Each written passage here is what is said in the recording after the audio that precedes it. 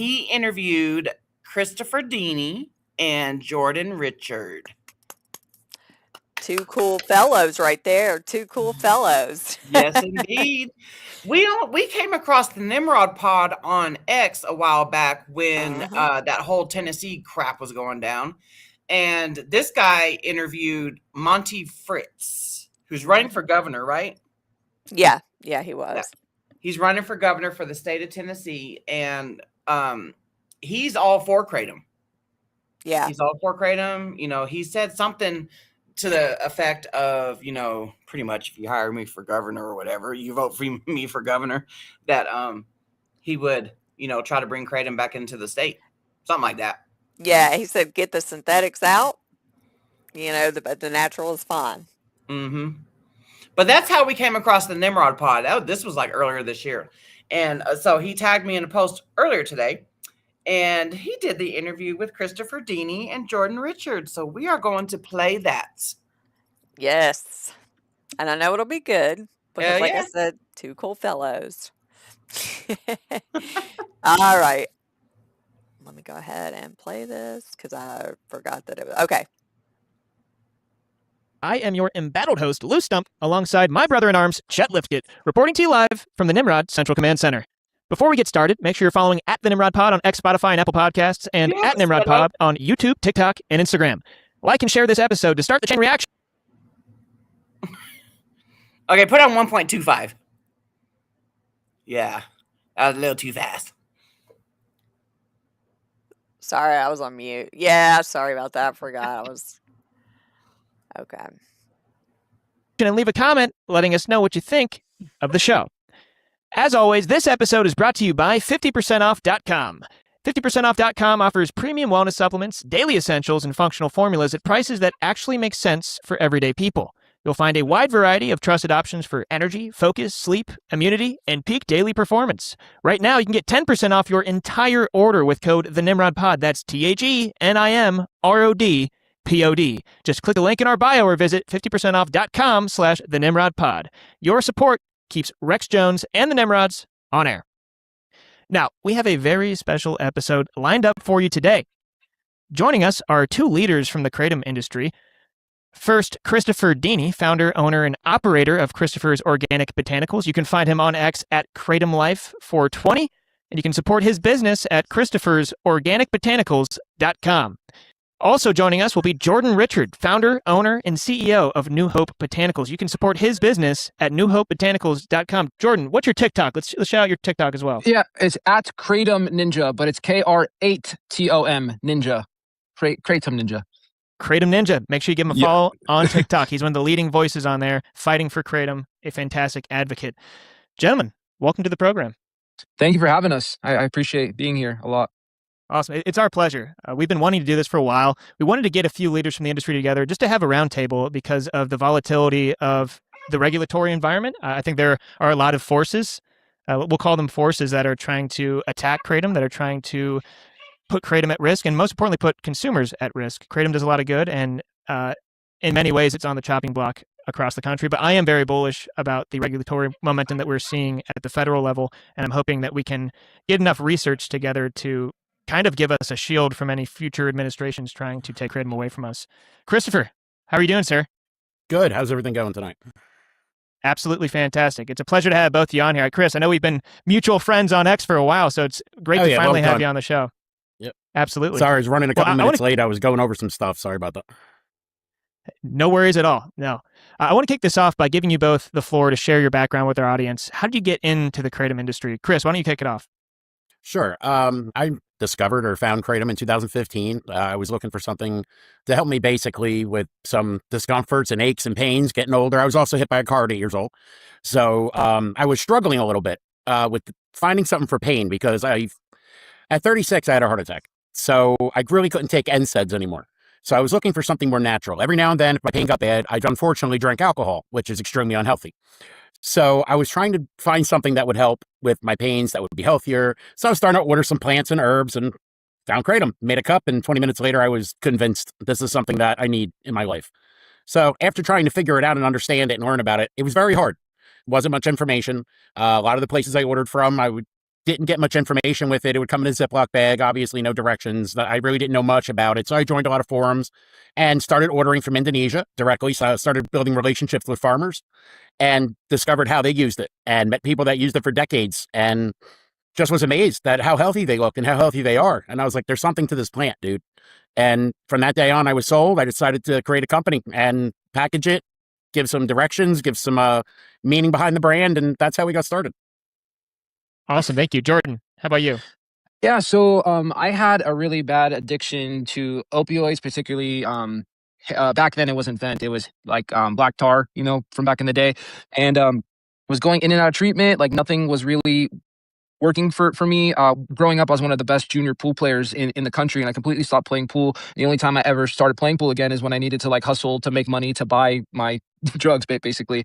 And then there was two situations that led me to kratom. Is once I overdosed twice in 1 week, and the other one is that I got into a low speed chase with the cops. I never went above like 35 miles an hour. I used my blinkers, but I was gone. I was evading for like an hour, and finally got pulled over, held at gunpoint. They found heroin, meth, needles in my car. I remember sitting in the back of the car, and 2 days prior to this, I overdosed. And then I was sitting in the back of the cop car saying, like, God, if you get me out of this situation, I pray I'll turn my life around. Well, they let me go, and they arrested my passenger. I was the driver. I should have went to jail. But they were like, you were respectful. Your other guy was kind of being like not the most respectful. So they took him to jail. And then 2 days later, I overdosed again. I was in the hospital, and I remember hearing my mom crying. And my mom actually went to school to become a drug and alcohol counselor because of me, because of how severe I got.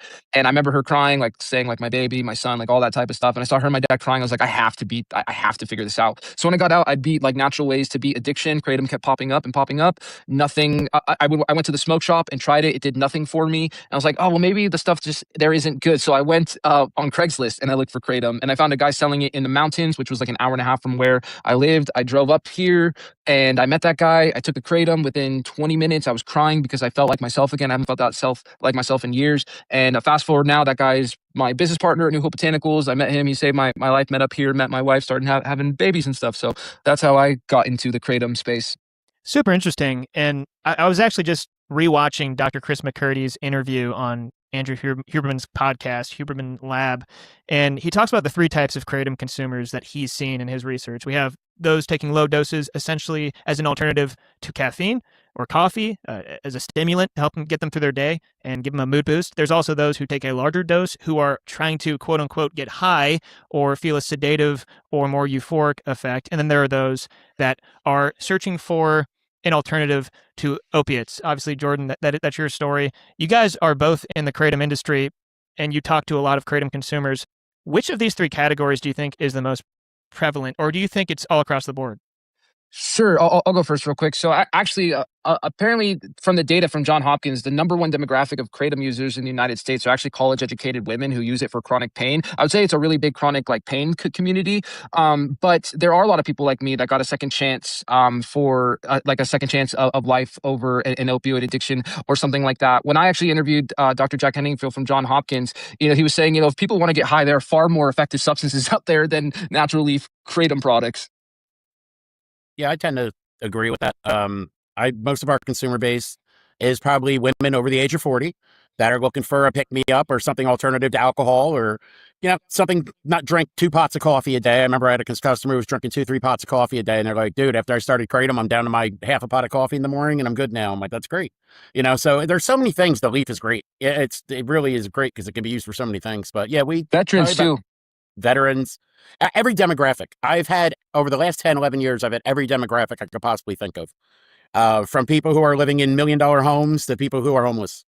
So. Yeah, it's so interesting. I've talked about my story on this show a couple times, but I've kind of hit several of these categories. I started off looking for a pain relief alternative. I had several major chronic injuries and surgeries, and I couldn't do the fentanyl and the morphine and whatever else they gave me, all these prescription pills. Not only did they make me feel weird, they didn't even help with the pain. I had someone close to me refer me to kratom, and I took a very low dose, maybe 40 milligrams in a kratom shot, and I woke up the next morning feeling like a new man. And since then, I've used it as an alcohol alternative on nights that I wanted to stay in, but still, feel a little bit euphoric, a little bit loose, have a good time, and almost use it as a social lubricant. But more and more, I find myself using it as a like low dose stimulant instead of that second cup of coffee in the afternoon or at night when I want to actually be productive instead of just staring at the TV. I just take some kratom, 20 to 40 milligrams, and it kind of gives me a second gear I didn't know I had. So I've been all over the place. Chet, why don't you talk a little bit about how you got into kratom? Absolutely. So, I mean, there's tons of benefits for me. One of them is sort of curing muscle soreness. That can get to be a lot, especially when you have to get up and go to work and walk around and work out again every day. But also, when I was in college, around the time that Lou introduced me to it, I was going down a pretty dark path with alcohol, and it was becoming something that was controlling my life. So it wasn't to the point of no return just yet. But once I discovered kratom and found balance in my life, I think that really saved me from sort of diving off the deep end and probably ending up in a way worse spot than I am right now. So I'll always thank kratom for that one. Yeah, in many ways, it's a weird comparison, but as a Christian, your testimony is so important because that gives people a gateway and almost makes it tangible that maybe there is a way for them to get into Christianity, to have a relationship with Christ. Same thing with kratom. That's why I wanted to go around the room and kind of lay out everyone's testimonial, because kratom is such a diverse plant and there's so many use cases, and it is kind of that one-stop shop medicinal compound. And I think it's very underappreciated, and actually not just underappreciated, it's demonized. And I think that's really unfair. I want to start off by talking a little bit about the industry as a whole. I hear a lot of these 7-0 advocates online talking about big kratom, and I laugh every time I hear that because big pharma dwarfs the kratom industry. And to think that big kratom has any leverage over big pharma in political lobbying, in my opinion, is absurd. Obviously, there's money being thrown around, but it doesn't even compare to big pharma money.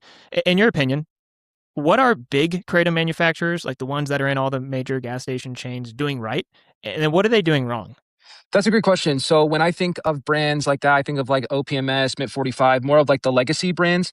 I think with a lot of the extract shots back in the day, what the industry got wrong was putting them right next to 5-hour and energy drinks. Like I feel like, yes, Kratom 100% can be in a gas station, but you should give people education so they get informed consent. Yes, 100% this can help you, but if you get so there's different types of extracts. There's like isolated metrogenine, which isn't really kratom, just like if you just take caffeine out of coffee, that's no longer coffee. Then you have like full spectrum extracts, which take all the alkaloids from the plant. So it is the plant, it's just in a more condensed form. I wish more companies would have sold that version in the beginning instead of the isolated metrogenine products, because kratom is much more than just metrogenine, if that makes sense. Like kratom is a combination of all the alkaloids working together, and I feel like people could have had a smoother, broad experience. But also too, my biggest thing is, yes, you can sell it in a gas station, but you need to give people informed consent. Like when you put something, especially an extract, kratom, according to John Hopkins, has a relatively low potential for abuse, but there's still a potential for an abuse. When you put that something next to 5-hour energy that has like zero potential for abuse, I feel like it can confuse the public. And I think that would be what I think they got wrong. What they did get right is that they were some of the first people to go GMP, meaning good manufacturing practices. They were very good with all their lab records. And back in the day, a lot of vendors didn't even test their products, so I felt like they set like a standard for manufacturing, which I can definitely appreciate. Chris, how about you? And I'll also add a second question to this. Which of the top kratom manufacturers are the most responsible in your opinion? I have to say, I agree with Jordan with the shot wars when we saw the shots and everything like that back in the day. I mean, they're good, but they were too strong, a lot of them. And they should have been a lot lower, and now they're a lot lower. And you're seeing that. And you're also seeing droppers on everything. A lot of different brands are having droppers now, which is important. If it's a tincture, if it's something that has 200-300 milligrams of metrogenine in it, and, have a dropper on it. That's very responsible, because even a familiar, regular kratom consumer takes 300 milligrams of metrogenine in one shot. You're not going to be probably too happy. So, just drop. I mean, I was always about droppers. We were talking about droppers since 2018 with a few of the different guys. And, I've been part of the American Kratom Association since I started, since 2015. And I've watched a lot of things change over the years with the industry, and, just the way I think things are going in the right direction. There's a lot of people that are really showing that they're maturing and doing everything the right way. And a lot of people who weren't doing it the right way are now doing it the right way. So whatever lessons were learned, that's great. But now, the GMP, people going through the processes of not just the AK GMP program, but any programs that are GMP, people that are just doing it right. You know what I mean? There's a lot more people doing it right. When I first discovered kratom, like I said earlier, it was mostly sold in Ziploc bags. There was only a few vendors I remember that actually looked like a supplement and looked like a real product. One was Happy Hippo. That was actually one of the first companies I ordered from after I got a sample of it. And I told Chris that too. And I was like, listen, your company was one of the first ones, and it actually had some information on it. You know what I mean? And that I was so impressed. Like, but where are the rest of everybody that has all this information? So I think that's where we are now, a little bit better place. Definitely. I remember it was so revolutionary when Viva Zen came out with a concentrate that actually showed you how much you were taking. It had the serving sizes on the side of the bottle, so you could see how much you were pouring out. Now, I went to the gas station the other day, and now I see that they have a tincture with a dropper on it. So it clearly, I think we're moving in the right direction. I have a follow-up question about Happy Hippo. Obviously, if we look at the vape industry, they've really gone after the companies that have marketed towards children. I think in a lot of ways, in many cases, they really weren't marketing towards children. No. But in some cases, with these extremely fruity flavors and names that sound like candy, it can get a little sketchy. Happy Hippo, they have a cartoon pink hippo as their logo. Do you think that's problematic? Well, they took them off now as of last year. Oh, they did? Okay. Yeah, and funny enough, the way the brain works, I saw them at Champs without the hippo on the bag, and I still saw the hippo on the bag. So it was just the way the brain works. You're so used to seeing that. But yeah, I know. I mean, Chris even said the reason they even put the hippo on was to make it a fun brand, not make so much negative things about Kratom. So it was never really meant for that. But they realized, it could send out the wrong message, and they removed it. It was either earlier this year or last year. Yeah, I'm glad they made that decision. Obviously, it's just cool marketing. They're trying to make it approachable to everyone. And I think Juul Labs, the Juul vapes, obviously they had a really great marketing campaign out the gates, and they're a medicinal company. Like their whole thing was to get people off of smoking cigarettes, get people off of doing actual tobacco, dip, whatever else. And because they were so effective with their marketing, because they were, having marketing partnerships with people like Dave Chappelle and all these big figures, they asked them for marketing towards children because they had celebrities behind it. And I think that's just the industry. I think that's just overregulation, in my opinion. But regulation is really important. Do you feel like the big Kratom manufacturers are always catching up to you, or are they more trailblazers in the industry? I don't know. I've seen some things in my day that I think that we were trailblazers, companies like mine and Jordan's, and I believe some of the bigger companies were trailblazer. I think it depends on what it was. I've put directions for use. I'll give you an example. I put directions for use and lab results for all of our products for years now. And that's something that I've done. I know Jordan's done similar things. So there's just the transparency. I think a lot of the transparency the smaller guys did. So yeah, and also too, I've always felt like people like myself and Chris, we always prioritized like the quality, and a lot of the bigger brands they had to prioritize the quantity. Like when you're bringing in massive containers, multiple containers. Like I've been to Indonesia, I've been to Thailand, I see how it works. Like you have to get so many leaves just to fill the order. But when you have guys like us, like we're more like hand selected. I say it's the difference between like a Bud Light and a craft beer. Both are beers, but they're still very different at the same time. That doesn't mean Bud Light's not good, but it's also not like microbrewery level. So yeah, I'll agree with that. They'll call it small batch or craft, either way. Yep, I agree with that, because our orders aren't giant orders, massive containers or anything. So we get smaller, we know our quality. We want quality. We don't want just whatever cheapest price we can get. So absolutely. When you get so big and you're in every smoke shop and you have that brand notoriety, it's like, dude, they can put anything in there. And maybe I'm talking more about Crave, because that's a brand I don't particularly like. I don't like their morals, their ethics, so I have no problem saying this. But because they actually started selling 7-hydroxy OPMS Mid 45, they didn't sell 7-OH, but Crave actually went to that. But like a brand like Crave, which has horrible quality powder, they don't care about the leaves, they don't care about the age of the tree, they don't care about the age of the leaf. It's just put the leaf in the bag type of thing, That's it. Yeah, absolutely. I was introduced to Kratom with one of the major mainstream Kratom companies you can find at a gas station all across the country. And it was really Dr. Chris McCurdy's interview with Andrew Huberman that made me shift towards the Kratom leaf. And also because it's way more affordable, in my opinion. And it's a lot less strong. Like you can really control your dosage if you know how to measure it properly.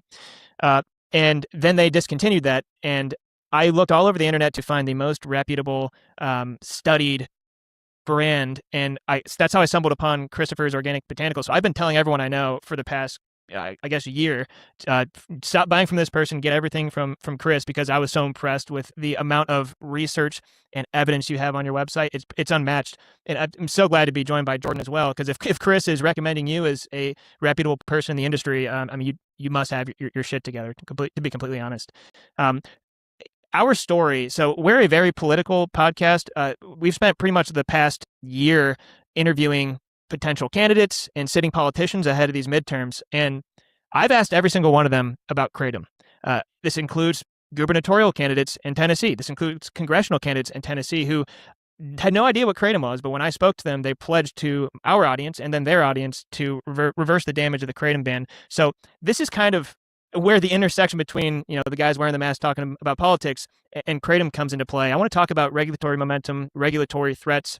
In my opinion, I think this is the first presidential administration in history that supports the safe buying, selling, and consumption of kratom. I have my problems with the administration. Don't get it twisted, but I think, in my opinion, we have an ally. Do you guys think RFK Jr. is an ally of the kratom community? I definitely do. But he wasn't the very first one that was an ally. Our first ally was actually former Assistant Secretary of Health, Dr. Brett Giroir.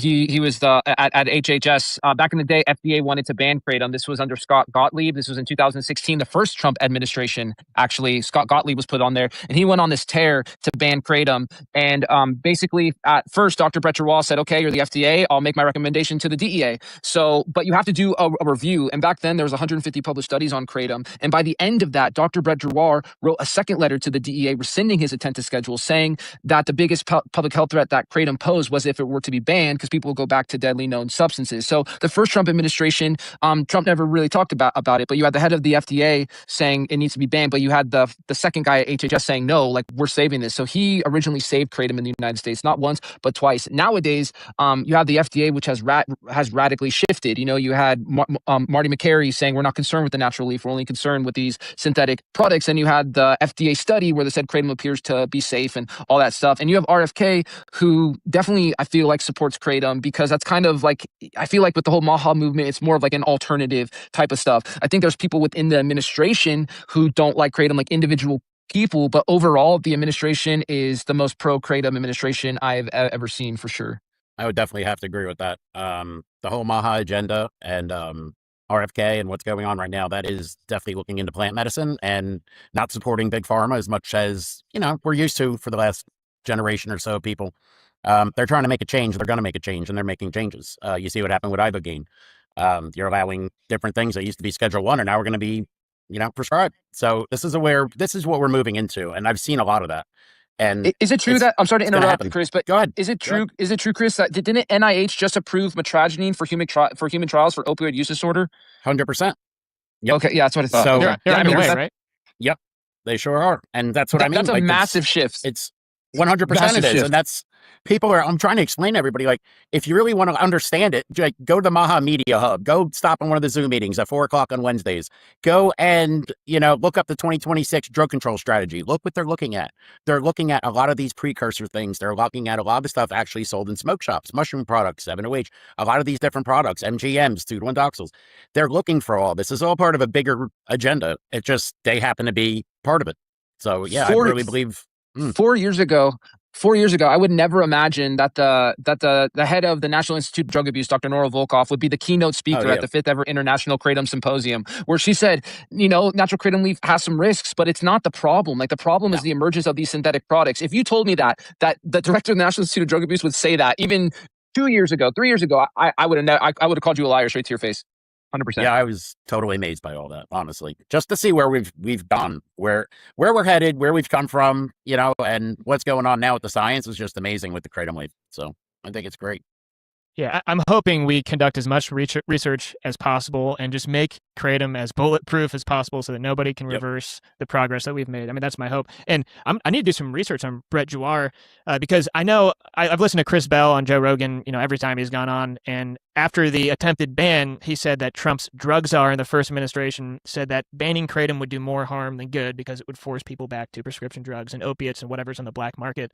So it's really interesting you bring that up. I need to do more research there. Yeah, you're talking about Jim Carroll. He was Jim the Carroll. former drug. Yeah. I actually got to interview him, and actually in Washington D.C. And that's exactly what he said. He kind of mirrored the stance of Dr. Brett Giroir, because the FDA came into his office, and the FDA is like, we need to ban kratom. It's terrible. It's nasty stuff. And so he goes, and Jim Carroll's like, well, it's the FDA. I'm going to believe him. But he goes, let me call Dr. Admiral Brett Giroir. So he calls them and he goes, hey, the FDA's here. And then Brett Giroir's about what? He's like, about kratom. And Brett Giroir's like, I'll call you right back. So then he goes and then he calls him right back. He goes, do not believe the FDA. They do not have the science. He goes, I have the science. And he goes, do not trust the FDA. That's what the number 2 at HHS said about that FDA. Unbelievable. So what does RFK's HHS need to accomplish before the end of Trump's term to prevent the next administration or future administrations from sending us backwards? I think to pass final regulations like the Federal Kratom Consumer Protection Act or something similar to where we have something in writing saying, hey, this plant is safe. This is the way we regulate it. We regulate it like a supplement. I'm still hopeful. And, we always hear rumors here and there. I'm sure Jordan's heard them too, that somewhere, somehow it's going to come up that kratom leaf is an old dietary ingredient and it'll be grandfathered under DSHEA. So if that ever happens, that would be amazing. But in the meantime, if they had a Kratom Consumer Protection Act or something like that in place or something similar to regulate it, that's what we'd want. Yeah, go ahead, Jordan. Oh, sorry. I was going to say, I agree 100%. And speaking of the DSHEA Act, Orrin Hatch, who that's named after, is actually the first politician to use kratom. He got into a plane crash and then used kratom. And he was a big contributing factor of why kratom didn't get banned. It was like a whole...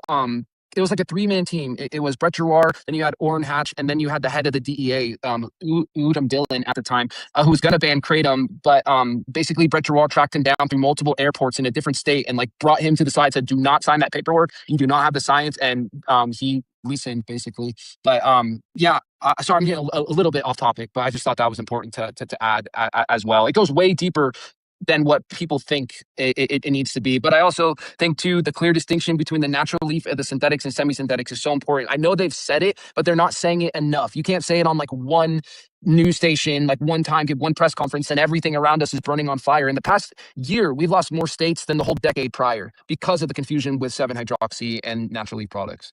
Yeah, and there was something filed today about the pseudoindoxil MGM-15 and MGM-16. Now it's going to be announced on Wednesday that it's going to be scheduled.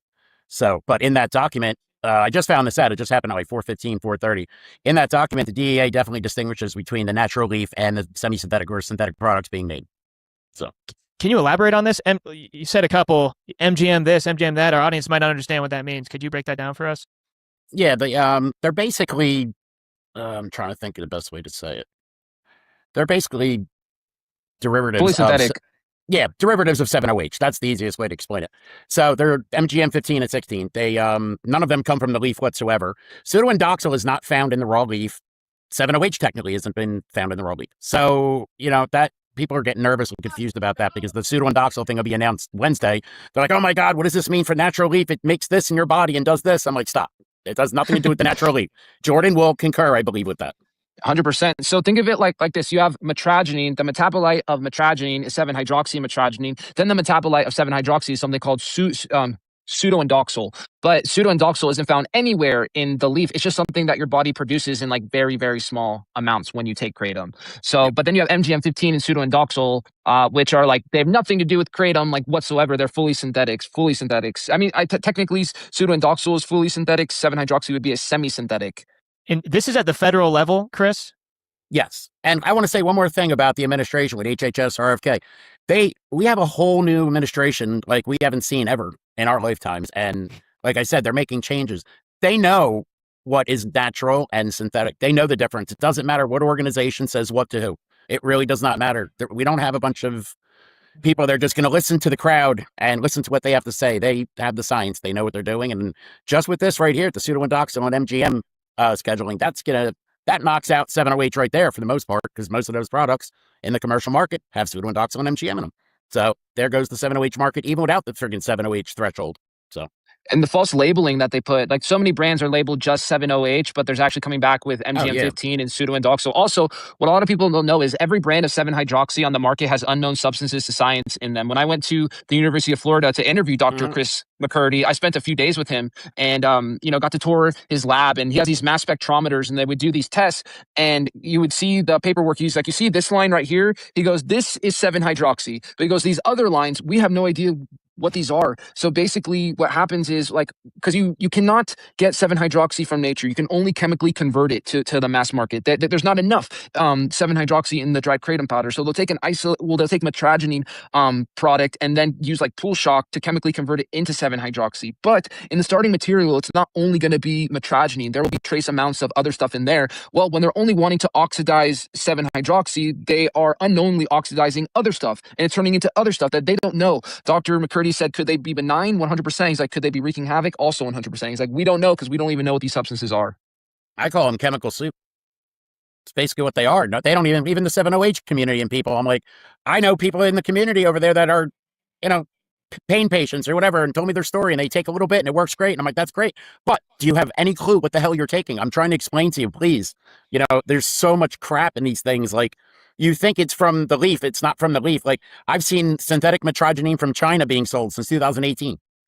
They could take synthetic metragenine from China and turn that into 7-OH with whatever chemicals, like Jordan's saying. It's scary crap, dude. It really is.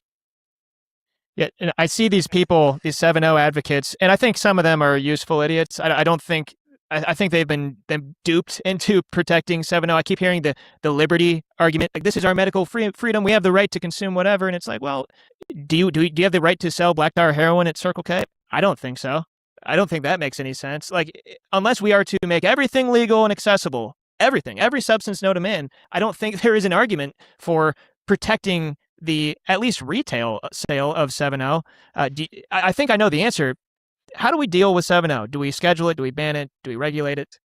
I think based on the Controlled Substances Act that it meets the criteria for scheduling, whether people agree with the Controlled Substances Act or they don't agree with it, that's really not the question. Again, my heart, I'm not a prohibitionist by heart. I wish everyone could make the right to choose, but I'm also a realist. I live in reality and know that substances do get banned. If you don't like that, then move to another country. This is America. People think we live in like Peru or someplace where everything is decriminalized, or the Netherlands, Amsterdam. You have to do what's best for the majority of people within the laws that you're given. And so many people have lost access to natural leaf kratom products, hundreds of thousands, because of the confusion. It's like, what about their freedoms? You scream about my freedoms all the time, but you don't care about the grandma that lost access because of the lie that the industry said that you support. 7-hydroxy, it's impossible to sell it behind the counter in America. What they should have done, the appropriate course of action, and I'm not a fan of Big Pharma, trust me, I'm not whatsoever, but I'm saying based on the laws that we had, they had to do a new drug application and go through the 10 years and the billions of dollars to bring a new drug to market. 7-hydroxy is actually an illegal product right now. One, based on the Controlled Substances Act, but two is that they had no safety data. They literally used the public as human guinea pigs. You have to have data to bring a new drug to market, a new product to market. Where did we have that with kratom? Well, 1,000-year history of use in Southeast Asia. Soldiers here coming back from Vietnam. And I think, based on the Controlled Substances Act, 7-hydroxy will 100% be scheduled. And all the people that get mad at me for saying that, you should be mad at the industry that lied to you, because they should have done it the right way, but they didn't. And I'll piggyback that with saying I go to Champ's Trade Show as a buyer every year just to walk around. We're a small, family-run business. We're only 3 of us who run the entire company. We have a co-packer, so that eases a lot of headaches. But I watched when 7-OH first came out. It was 2024. There was 3 companies on the floor, and they all had 15 milligram tablets. By the next year, there were 50 companies on the floor, and they were selling 100 milligram tablets. Within that 1 year, why did you have to go from a 15 milligram tablet to a 100 milligram tablet? Whether or not they had anything filed before it. If the company's selling 15, why did you go to 100? Because you're trying to get people addicted. There's no other reason for it. Because I know so many people who are chronic pain patients that use the, 5 milligrams or whatever below, and they're like, it works great. That's great. But that's not who this industry is targeting. Yeah, there might be 1 or 2 vendors out there who really care and they're trying to help, or I don't know. But the main industry, perks, bars, look what they're doing. They're targeting you as a drug. Call it dopamine. They call it dopamine. Make it look like Xanax bars. I saw this develop firsthand. It was horrible. And I knew right away you can't get 7-OH from the leaf like that in that quantity to make tablets of even 15 milligrams each. And I was saying, wow, that would be very expensive to do. You know what I mean? I'm like, this can't be, then the following year I saw, and I learned more and I understood what was going on. So it was. When I went to Champs, I saw a company called Pop Roxy, like Pop Rocks. You want to talk about marketing to kids, and they're all like different colors. If a kratom vendor did that, the kratom community would shun them for that, Oh, hell yeah. But the 7-OH industry, 2 completely separate people, completely different mindsets. The vendors that I've always respected stayed with kratom. The vendors that I was always iffy about all went to 7-OH. It shows their character, in my opinion. I just could never go to. I would just never sell it for a few reasons, even in the beginning, because I could have sold it starting in our first call about 708 was in 2022, fall of 2022. So we are well aware of it, was on our radar. So I saw it coming, and then by the next summer, I was getting emails and hey, bulk variety. This, I'm like, no, I'm good, thanks. And that was that. Then I started getting the phone calls in 2024 and 25 from people saying, I went to the smoke shop and I asked for Kratom. They said, nah, Kratom powder's dead. This is the new and improved Kratom. Gave them 7-OH. And they called me back. Oh my God, I'm having such a problem. I never had the problem with Kratom. And now I can't stop taking this. What is this? What am I taking? And I'm like, I really don't know much about it. Then I started learning more about all the different chemicals, unknown chemicals. I think there was 8 on one of the products, 8 unknowns in it. That's like, these people aren't just like, they're taking these high amounts of 7-OH. You're basically withdrawing off the consumption of hundreds of pounds of kratom powder, which is completely unnatural. And then all the other chemicals that are in these products, you don't even know what they are. You're withdrawing from them too. So this is just a scary situation all around. And the government sees this. Like, they're not stupid.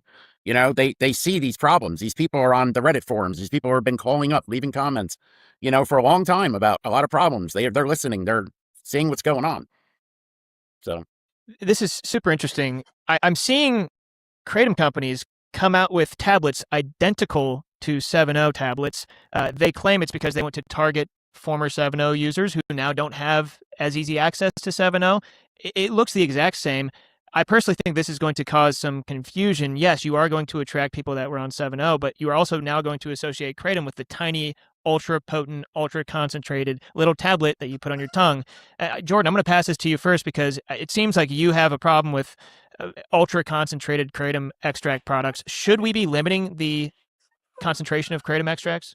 100%. And a lot of the kratom extracts in the smoke shop now that are labeled extracts, they're not. They're like literally skating around the rules. They're just putting a kratom extract label, but they're selling synthetics or semi-synthetics. My personal opinion is that God made kratom perfect. The further we get away from nature, the more problems tend to happen. It's not kratom's fault. It's people's fault for creating these problems. And instead of blaming the people who do it, the plant gets blamed. And that's where my issues lies. If a company is making these little tablets and calling themselves a kratom company, I would never, in my personal opinion, I would never consider them a kratom company. I wouldn't look at them. I'm in the same industry as them. To me, you're a separate industry. I've been to Southeast Asia, to Thailand and Indonesia. The amount of respect for the plant, you respect the plant. In America, we want things bigger, faster, stronger. In Southeast Asia, it's quieter, return to nature. That's how I think it should be. And the plant gets blamed for bad decisions done by people. So I'm not a fan of that whatsoever. Yeah, I'd have to agree 100%. There needs to be limits. You shouldn't have 400 or 500 milligram shots. There's no way. Like, if a shot bottle is a shot, it should be 1 serving. That's it. You know what I mean? 2 servings, maybe. And it can't be 400 milligrams. You got to make it 40 milligram serving or a 50 milligram serving max, something like that. You know what I mean? Because, and a gram of good kratom powder is anywhere between 12 and 15 milligrams a minute. So, you know what I mean? If it has 1.5 milligrams of metrogenine per gram, it'll have 15 milligrams of metrogenine. So if you have that, you have 4 grams of kratom, that's 60 milligrams of metrogenine. That's my normal amount. About 4 grams is what I take. And maybe 5 grams, 4 to 5. So that's about, for me, that's what I consume in 1 shot. So I'm taking that from a consumer who's very experienced. Now, people who are just starting out with kratom, you might want something that's only 30, 40 milligrams, and you want full spectrum. You never want isolates, any of that isolated products, full spectrum all the way. Yep. Like Todd that we're going to have on here from It Wellness, his company does it correctly.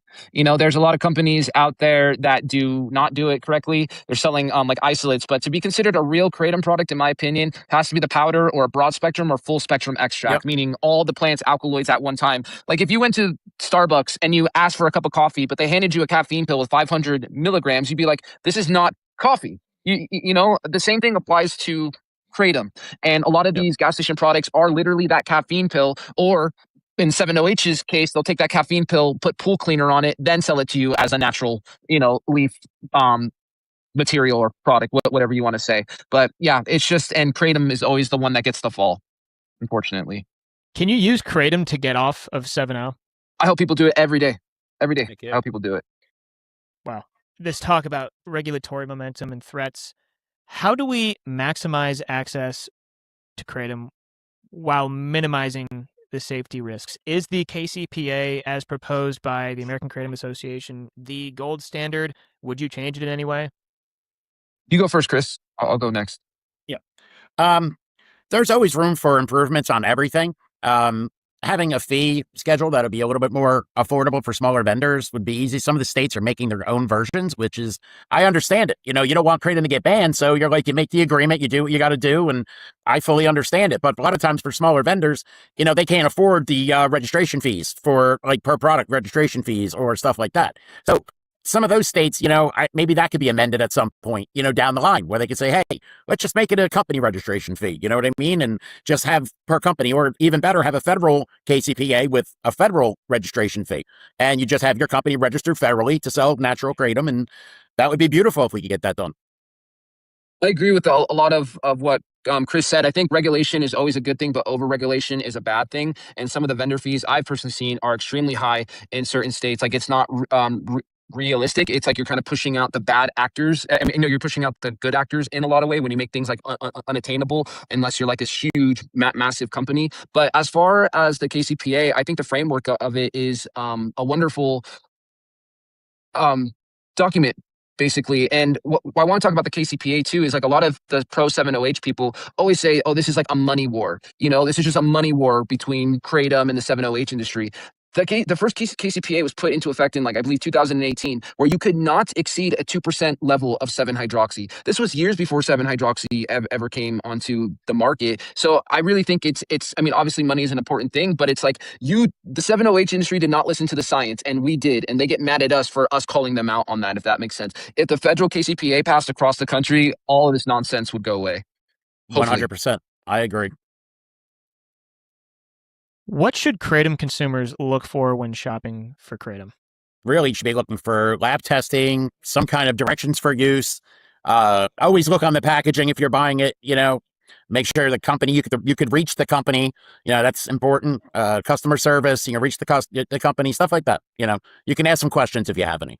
It's kind of hard. I remember back in the day, you'd purchase products at a smoke shop. You couldn't find out who, what, where, because like when I used to go to Champs, you would see a new company there. And this is not, this is regular, 2018, 19, 20. You'd see a big company come up there, push it into all the smoke shops, and the next year they disappear. So, 100% right. I think a lot of what he said, making sure that they lab test their products, is a massive thing. Also, too, the quality, just avoiding smoke shops. I feel like smoke shops are the worst of both worlds. You either get extremely low quality powder or like these synthetics or semi-synthetics. Like, always go with a reputable, like, online vendor. That will always be my recommendation to people, 100%. It goes back to the small batch or a craft, type, and that's really what it is. Like, it's real hard to get. You're ordering a container's 27 tons. You're getting that much. You're getting 20 containers, and it's going to every shop in the country. You think about how much that is. They're harvesting trees 6 times a year instead of once a year or twice a year. They're just getting baby leaves, and you'll see it. It's not the same.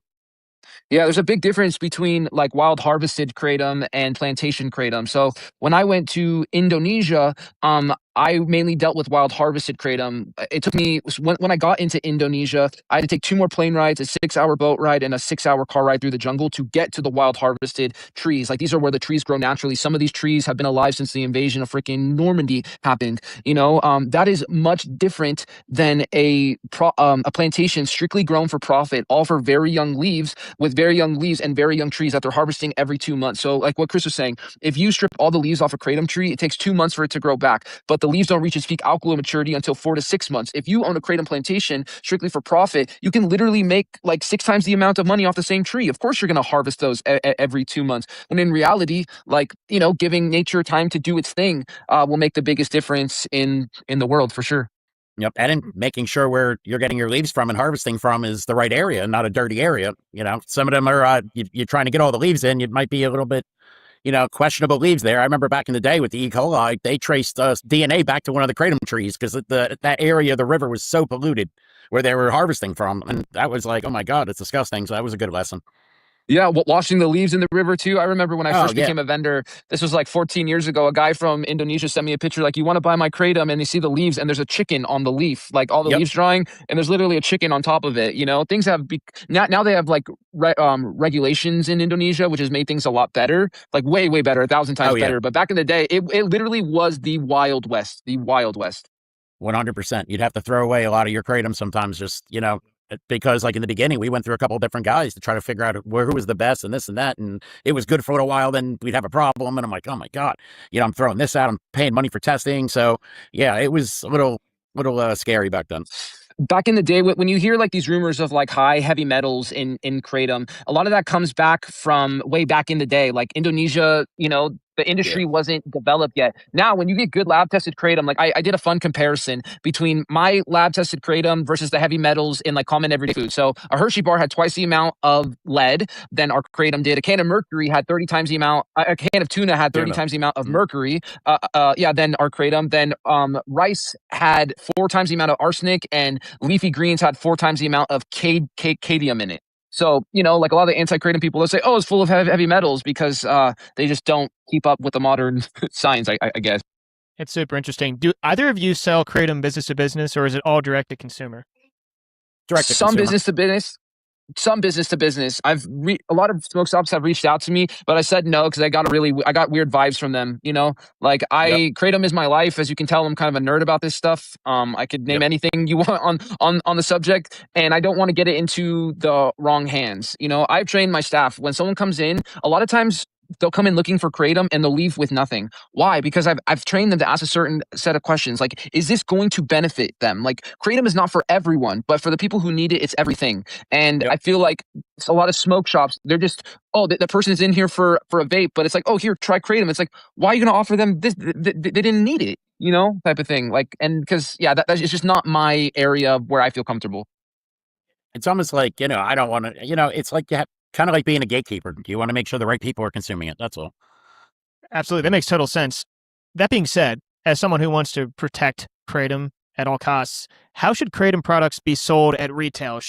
I know we don't want them to be merchandised alongside 5-Hour Energy, but are counter displays okay as long as the product is only accessible to the clerk behind the counter, or should all kratom be in the back bar just like nicotine and tobacco? I think it should be behind the counter for the most part, like just not next to candy. You know what I mean? Not be smart about it, but I actually think it'd be great to get some information from, even if you're getting something at a convenience store or a gas station or a smoke shop, something to where you can get a little information about it. Maybe they had a little kiosk to fly or something. You know what I mean? I don't know, but hopefully that'll be where we're headed.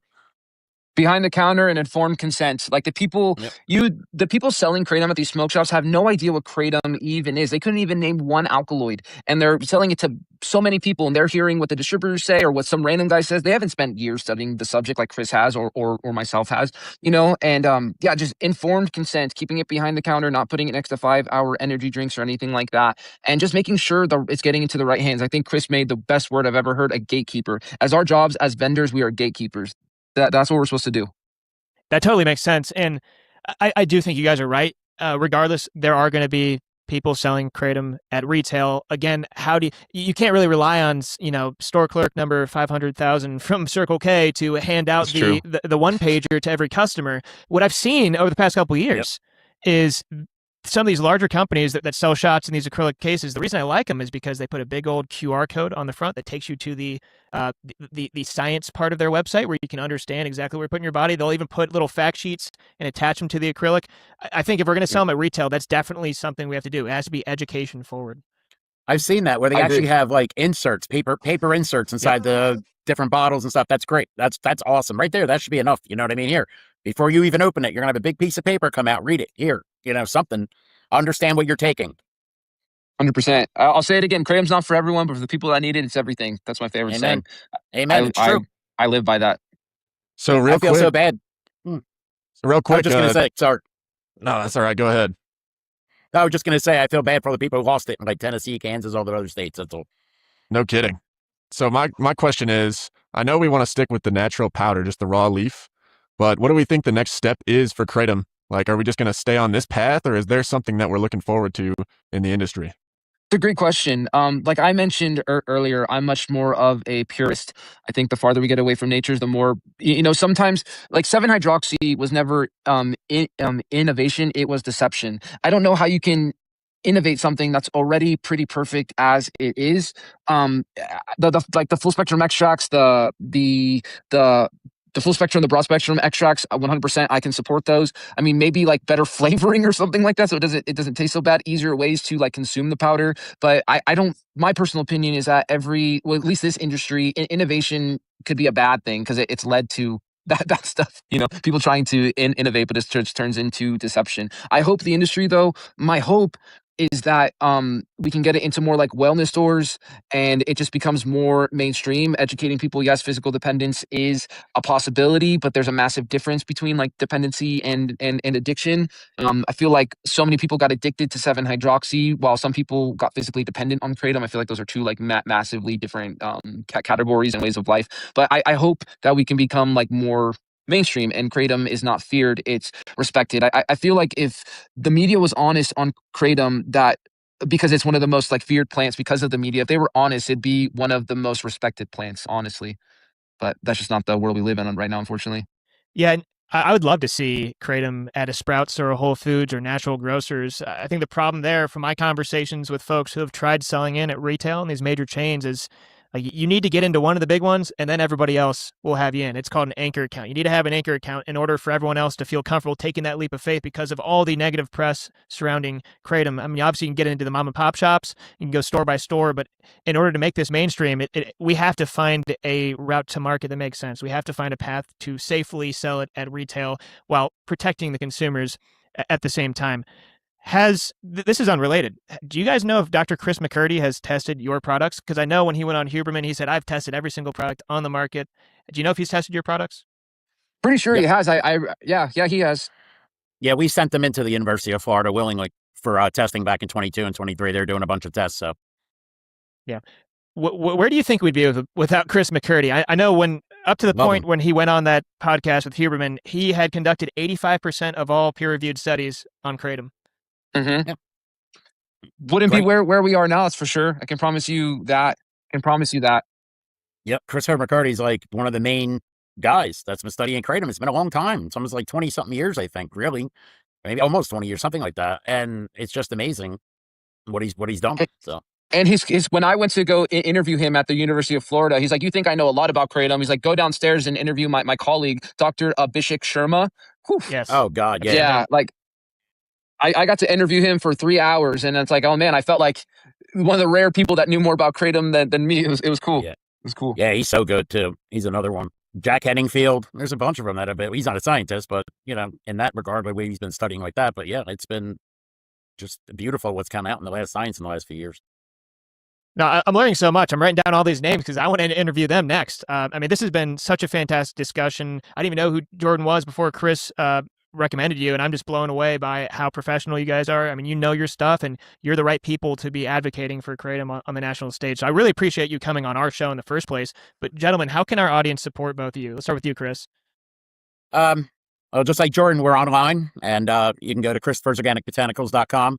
If you're in the Salem County, New Jersey area, you can always stop by for a pickup. We don't have an in-person shopping store or anything like that, but we do have online pickup, and we have a little center we're going to be opening soon for education, and we're going to be doing a lot of fun things. So looking forward to it. Awesome. Thank you. Jordan, how about yourself? So yeah, I'm very active on TikTok, like I said, at the Kratom Ninja, K-R-8-T-O-M. And then, so that's actually my old, yeah, that's me right there. And yeah, I'm very, very active on there. I post all the time. And I love doing like live debates about kratom, and also newhopebotanicals.com. We do have a store here in Southern California. We're located in the San Bernardino National Forest, and we do have a store. But yeah, just go online, and that's pretty much it. Thank you so much for having me on. Absolutely. Hey, real quick, before we hop off, Chris, I just want to personally thank you for those handwritten notes every time I buy one of your 9-ounce bags. Those are really sweet, and that's great customer service. So thank you for that. You're very welcome. And that was one of the things that were so important to me, is a handwritten note with the orders. And everybody, I remember in the beginning, it was either my wife or my daughter, and things were hectic one day. I'm like, nope, I don't care if we're a little bit late. I'll get them over there and just make sure they get that note. You know what I mean? Because I don't know, that's just the way I feel. I always like that. So awesome, man. Really appreciate it. You're very welcome. You're very welcome. Got another one coming in tomorrow, so I'll be good for another couple of weeks here. Appreciate it. You got it. Awesome. Well, hey, stay on. I'll tell you something off air. I won't say it on air. Okay. To everyone watching, we want to thank 50percentoff.com again for sponsoring this podcast. God bless you all. Thank you so much for watching, and we'll see you next week. God bless. Bye-bye. God bless you. I freaking love that. Yeah, dude. Oh gosh, hold on. What? That was so cute. That was. I really liked that. I enjoyed that, and I agree with literally everything. Yes, me too. I will put the Nimrod's Pod just original video in the description of these live streams, because we're playing it on X and Facebook and YouTube and Rumble and Kick. We blast it everywhere. But I will put the original video in the description so y'all can go show love to the Nimrod Pod for doing this. Yeah, go subscribe, go comment. Yes. You know what? Go comment. Tell them your Kratom story in the comments. Yeah. Yeah, do that too. Do that too. This was a really good podcast interview. I loved it. I did too. Actually, you know what? Ooh, look at me. I can put it in there while we're on here. So yeah, the description is in the comment, or the description has the link to the original video. Let me go see if I could do that too while we're still live. I'm going to put it in the comments and in the description. I sent it to you in case you don't have it, so you can copy and paste. I don't know. I'm guessing that they're like maybe like a little subset of Anonymous, maybe. Yeah, I think because they're like they get pretty political. They talk about a whole host of political stuff. Yeah, yeah. And so, I mean, you know, of course it makes some people mad, and I'm sure that, yeah, it was a really, really good one. I didn't even know, like, I know when they interviewed Monty Fritz and brought up the whole Kratom thing, I didn't know that both of them, like, were Kratom consumers. That's freaking cool. Oh my God, was I not, what, am I streaming on my YouTube? Yeah. I don't know why I didn't.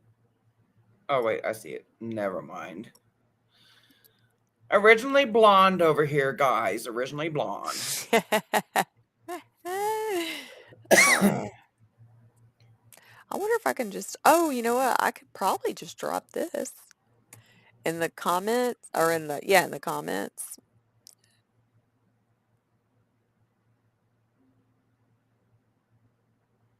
I wonder why he named it Nimrod.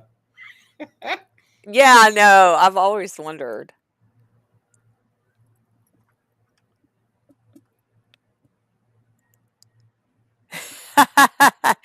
Hey, I totally feel that, Dr. Heidi.